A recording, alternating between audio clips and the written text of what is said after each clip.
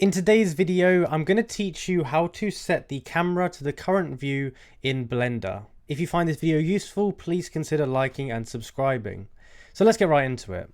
So what you can see here is I have a camera, and if I want to go ahead and select the current view, what I can do is I can do Control plus R and then also the 0 key, and that's going to put me inside of the camera.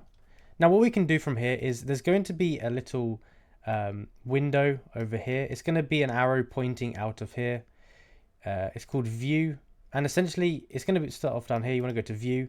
What you can do is you can go down to where it says lock camera to view, and this will allow you to basically click and move around like you normally would, except you are going to be changing the view of the camera. So this is really useful if you just want to get a really sort of a good viewpoint on what you're looking at. You can go forwards and backwards very easily. It's just good for getting the perfect angle of what you're basically looking for on Blender, rather than having to go in and out of the camera each time. So that's basically how you go ahead and do it. If you enjoyed the video and found it useful, be sure to like and subscribe, and I'll see you in the next one.